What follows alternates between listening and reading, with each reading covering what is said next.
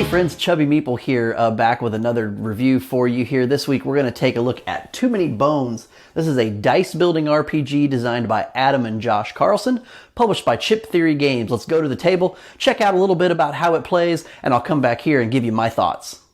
Too Many Bones is a dice building RPG that sees you taking on the role of a character referred to as a gear lock. And in this game, each character, each player is going to have their own gear lock character, and each of these characters plays very differently from one another. And what we're seeing here, what we've got on screen now is Tantrum and Picket. These are two of the base game gear locks. There are two more in the base game. And then there are three additional gear locks that are available as add-on characters. Now, each gear lock is going to include their own player mat, and these are neoprene, kind of mouse pad type material.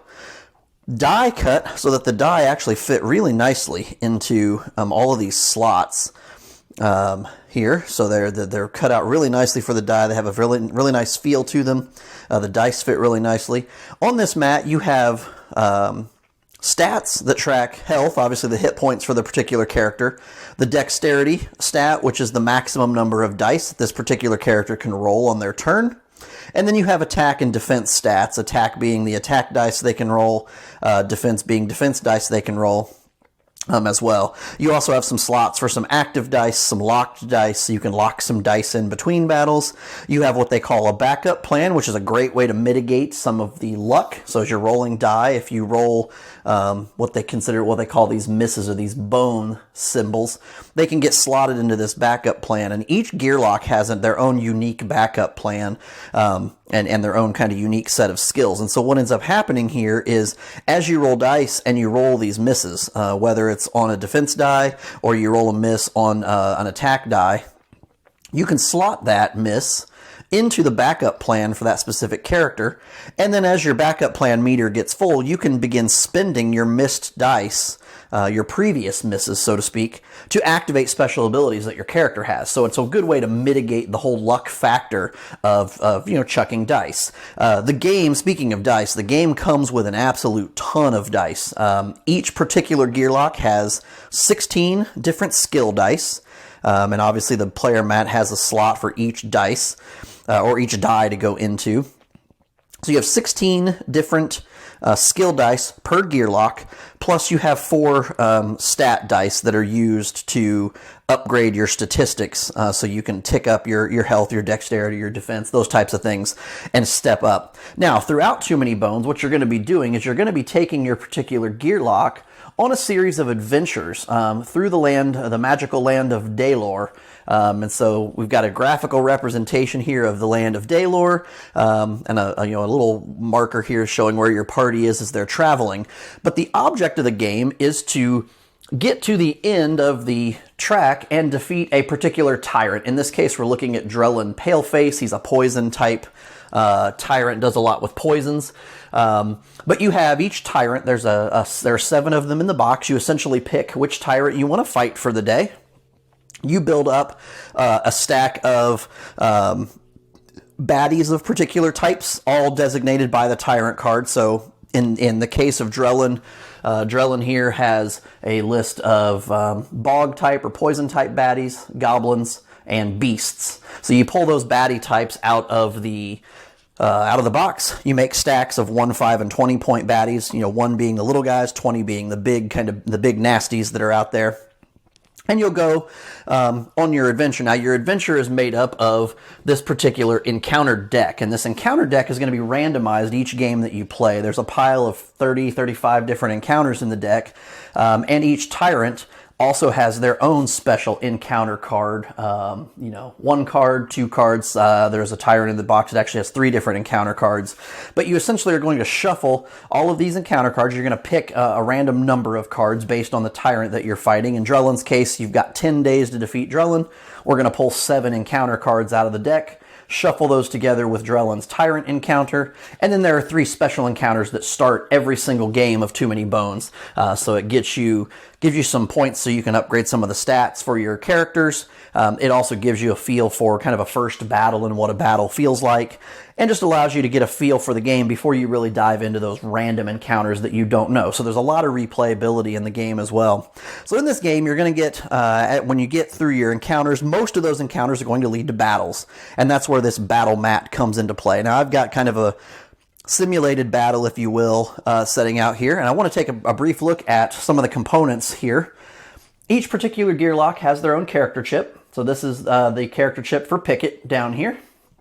And stacked under Pickett's chip is going to be his health. Now, Pickett has 5 health, so we've taken 5 of these red health chips, kind of poker chip style. We just simply stack them under Pickett's chip, and we set it on the battle mat. We do the same for Tantrum and his 5 health, so he's also got 5 red chips.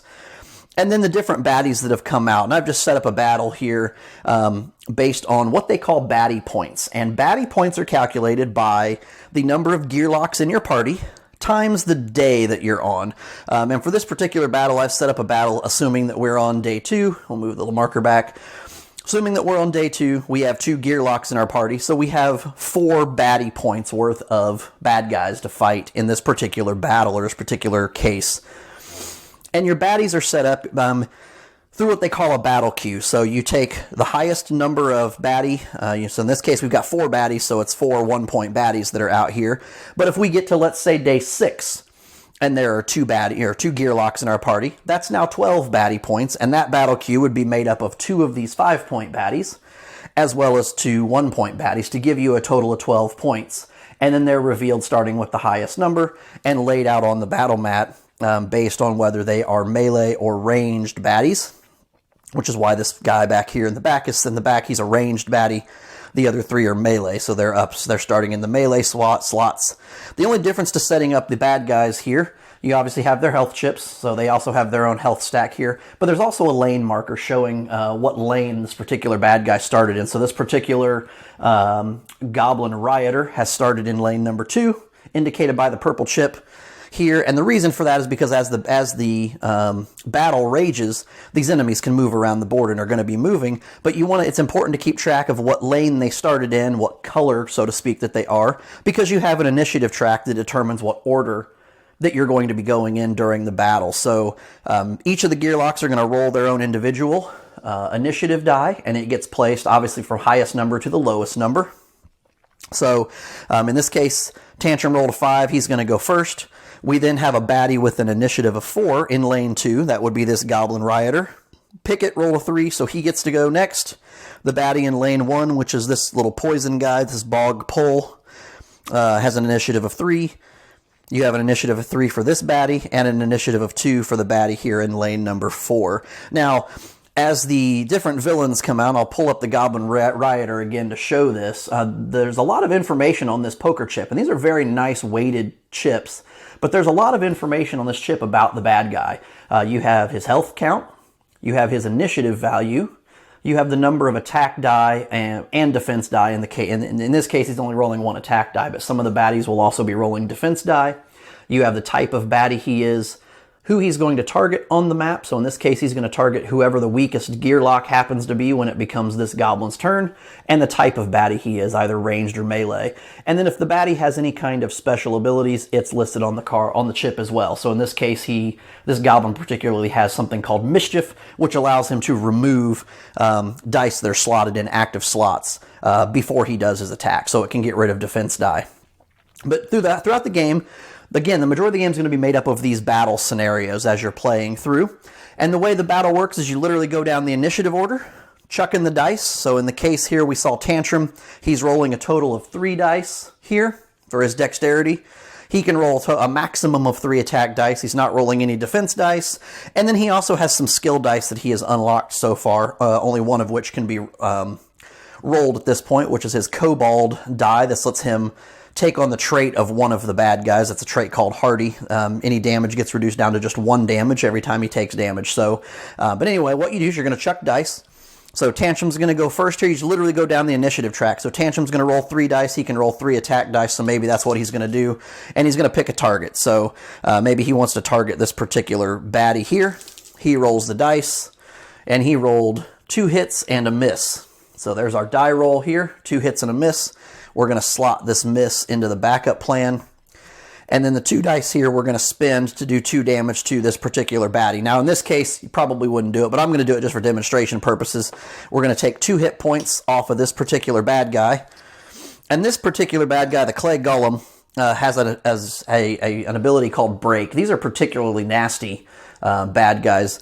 The Break ability means when I spend attack die to do damage to this particular bad guy, what happens is these dice actually get exhausted, meaning they're no longer available for me to use when I'm doing future attack rolls. So in this case, now even though I can roll a maximum of 3 dice, 2 of my 3 attack dice have now been exhausted for the remainder of the battle. So now Tantrum will only be able to roll 1 attack die, and he'll still be able to do that even though he's slotted 1 here, because this doesn't count toward the maximum. Only exhausted die, in the case of attack and defense die, exhausted die count against your totals.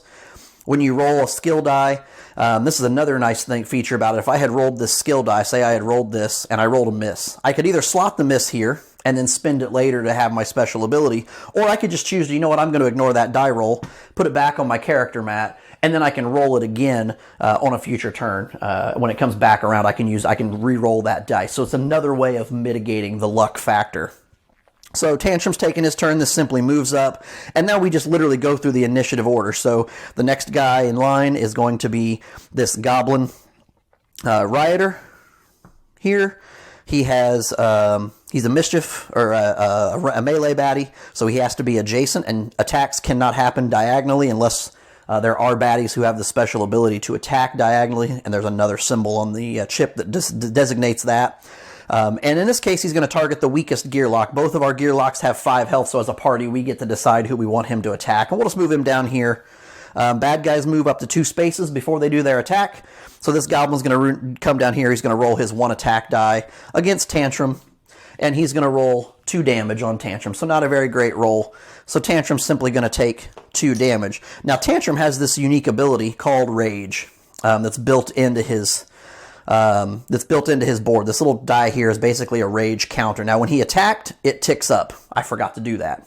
It also ticks up for every hit point he loses. So since he just lost 2 hit points, this now ticks up to a 1.6. What this means for Tantrum is I now have 3 bones, and I'll hold this up here so you can see it.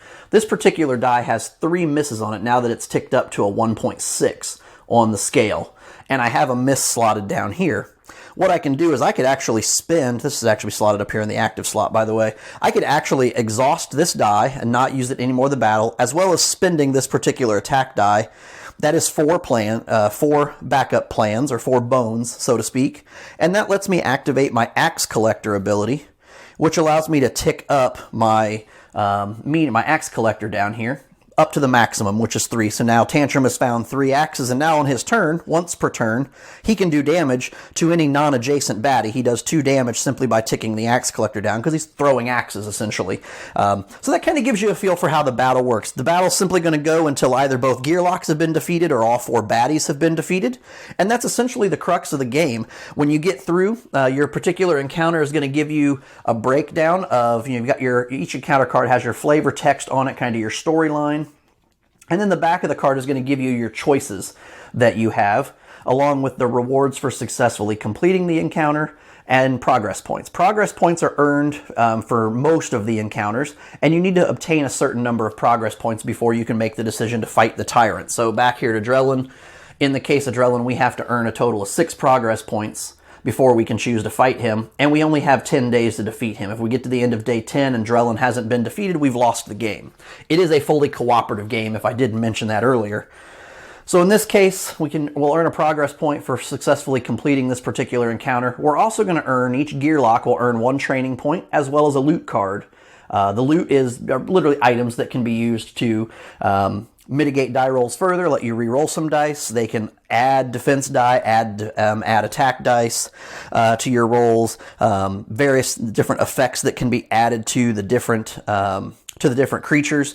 So there are so many different ways that those items can come into play through loot. And then there's also something called Trove Loot. Now, these are the better loot cards in the game, but when you draw one of these cards, you don't just flip it over like you normally do with a normal loot card. You actually have to partake in something called lock picking, where you have to roll a set of dice, again, another set of dice, to pick locks on here. So I need to roll a total of 2 lever, 6 trips, and 4 force through the course of lock picking this particular trunk. And then I can flip it over and have access to the better loot, which a lot of these trove loot are actual permanent loots that just literally sit out and allow you to do something for the remainder of the game until you happen to lose that loot card. So each gear lock will earn a loot card and a training point. Training points are used to either tick up stats. So if I wanted to use that training point, I could tick up Tantrum's health up 1 more, so now his health will jump up to 6. I could also use that training point to unlock another one of his skill dice. Now on his player mat here, he has certain skill dice that he can unlock right out of the gate with a training point. So any of the dice or the dice slots that are marked with a star in this upper corner indicate that I can just take the dice and add it to the mat. So I could take, for example, Way of the Wild, which is dice number 11, and I can come in here and literally just use the training point to just add dice number 11 to Tantrum's board. And now when I do my die rolls in the future, I could roll this dice, and in this case, this would allow me to completely disable up to a 5-point baddie, either a 1 or a 5-point baddie. And what the disabling does is it literally takes all those words, mischief and break and poison, things we saw in some of the baddies up on our battle mat, and it literally places disable and shuts all of those abilities off. So in the case of having to exhaust these die to do damage to the clay golem, if I'd have disabled him first, break wouldn't take effect. I could do damage to him like normal.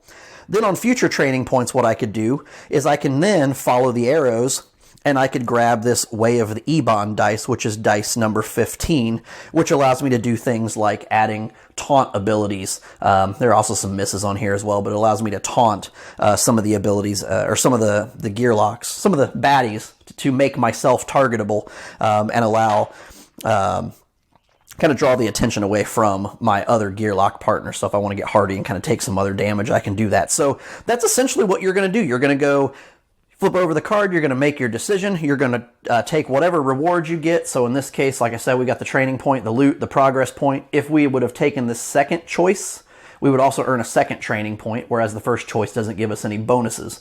So there are various encounters there. Like I said, a lot of those are going to be battle type encounters. The battles are going to get more difficult as the game goes on, simply because that, again, those baddie point queues are based on the number of baddies, or the number of gear locks in your party times the number of days. So the further you get in there, again, we have 10 days to defeat Drellin. If we actually choose to fight him on day 10, we've got 2 gear locks in the party on day 10. That is a 20-point baddie on the board, along with Drellin, plus any other baddies that are set up on the board based on the battle instructions on the back of his Tyrant card. Now, one of the other things with the Tyrants is they have their stats, just like the other baddies. So you have, in Drellin's case, he rolls 3 attack and 2 defense die. There's also this little square here. What that indicates is that Drellin rolls his own Tyrant die. Each Tyrant has their own specific die that they roll that gives them some special abilities. So in Drellin's case, he can poison his targets for 2, and then he also has this poison multiplier, which will tick up a poison effect die to 3 whenever he rolls that. And he will roll that Tyrant die every single turn that he comes up on the battle mat. So your Tyrants are particularly nasty and have some special abilities. Drellin's case here, as long as there are bog-type creatures on the board, his hit points can't be reduced. So you have to defeat all of the bog-type baddies before you can even do any damage. So essentially that is too many bones. There's way too much to go into to really give you a feel for how the game plays. I mean, the game itself is literally chucking a ton of dice, taking advantage of the backup plans, your different loot, the different skill dice that you have to mitigate those die rolls. So kind of takes a lot of the luck factor out of it and really becomes a skill type of game. When I'm looking at the cards here, and there's no way for you to be able to feel these on video, but these are not even really kind of your typical card stock, paper type cards. The side with the art is very glossy. In fact, if I angle it just right, you can see the glare on that card from the lights that I have here. Whereas the back doesn't glare nearly as much. It's a lot more rough, a lot more textured. What that does, it allows those cards to slide really nicely. You're not going to have any trouble sleeving these, or no need to sleeve these. You don't really have any trouble with pulling them or drawing them from the deck because they slide really easily. the component quality with everything in the game. The dice here, when I hold these dice up, you see a lot of colors on here. These are not stickers. These are printed right on the dice, very much in the way the Star Wars Destiny dice are printed.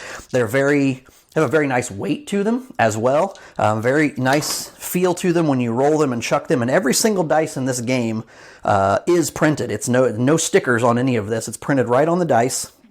Again, we talked about the card quality, kind of the feel of the cards. I mean, they're, really, I wouldn't do this with any other cards in any other game, but just the sheer, you can see the bounce back on that card. It's incredible, the quality of these cards. And there's actually a video on the Chip Theory Games YouTube channel, about a 2.5 minute video, where they actually have a battle set up underwater, which is incredible. They have all of the neoprene, the battle mats, the character mats. I think one of them is actually floating across the water, but the chips, as well as the cards, are all submerged fully underwater. So it is about as close to indestructible as I've seen in a game, which is absolutely incredible. So that is Too Many Bones, again from Chip Theory Games. Now, when I first heard of this game, I thought, Dice Builder RPG. What in the world is a Dice Builder RPG? And having played the game, what I can tell you is it's absolutely fun. Check this out. One of the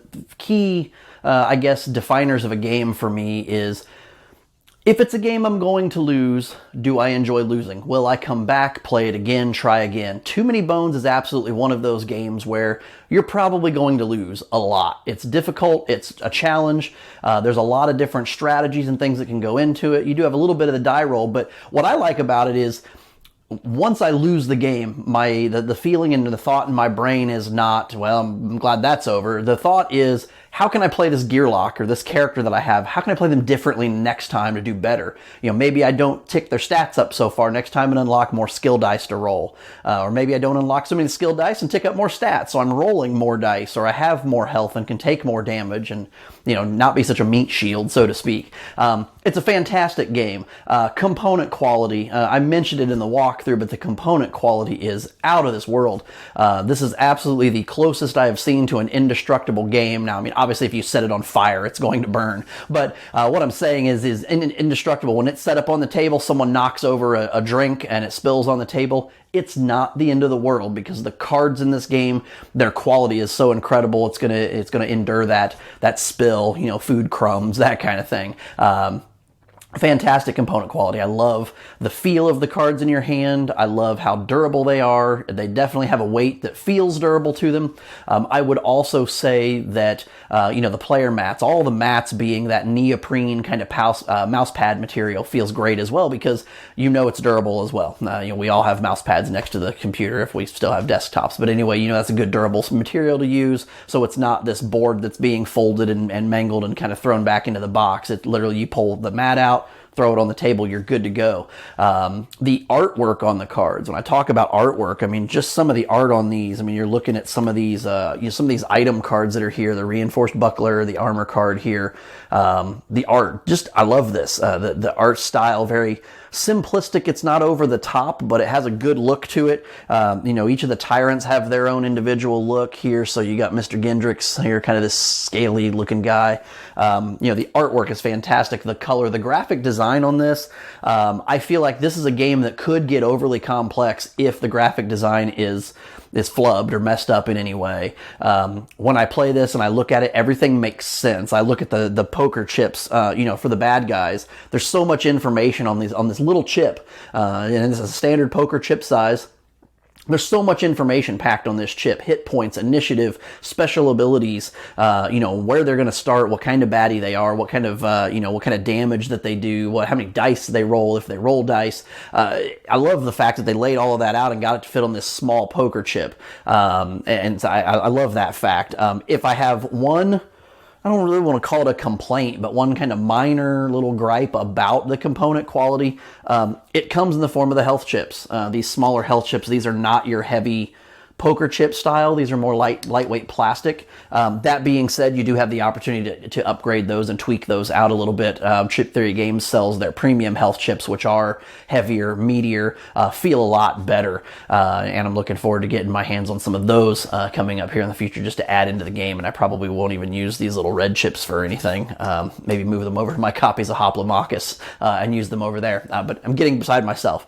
Gameplay-wise, the gameplay is fantastic. When I first saw all of the dice, my first thought was, oh great, a luck-based game. Everything's going to come down to the die roll. That is not the case. There's a ton of dice, probably over 300 dice between all of the add-on characters, the base game itself. You've probably got close to, if not more than 300 dice. But you throw those dice, and there's so many different ways to mitigate that luck. There are item cards that let you re-roll dice. There are items that let you change the value of dice.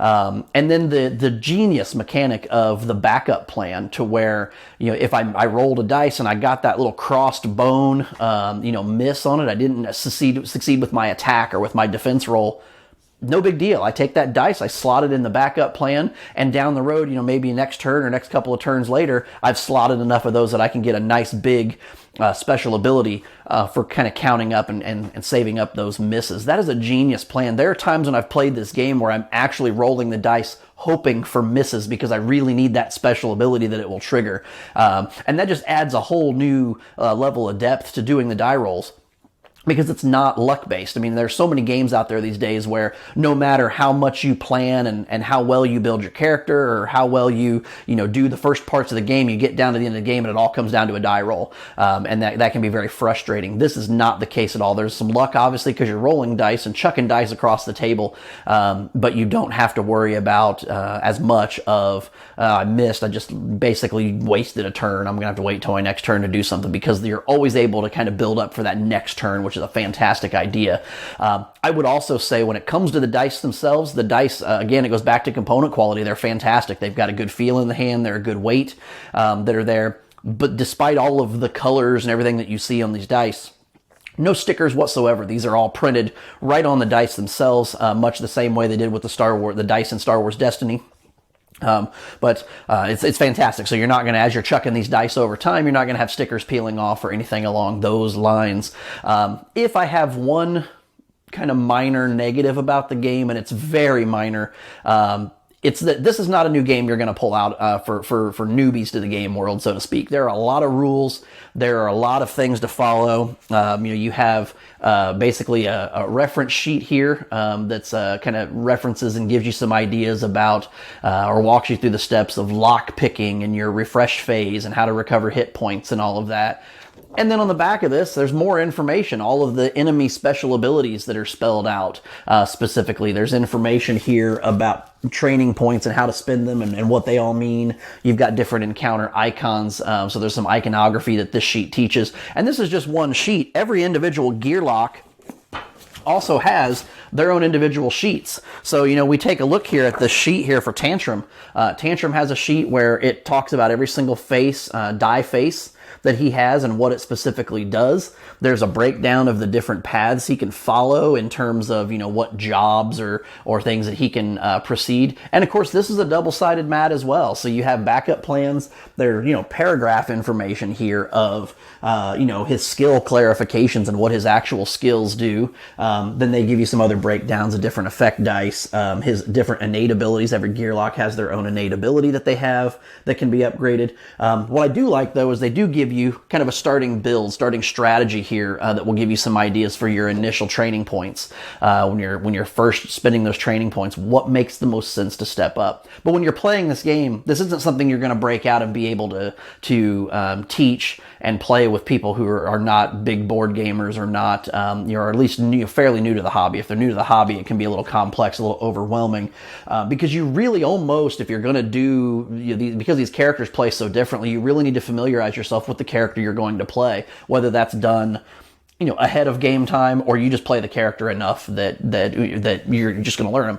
And quite honestly, with as good as this game is, I can see playing one character over and over and over again. I really enjoy the different weights and things. Now, some of these characters, I will say, I've not played with some of these characters. I've not played with Tink quite yet. I've not played I take that back. Tink's the only one I've not played or seen played. Some of my gaming groups, I've seen Gilly, I've seen Nugget get played. I've personally played Picket, Tantrum, Patches, and Boomer, which are all 4 of the base game characters.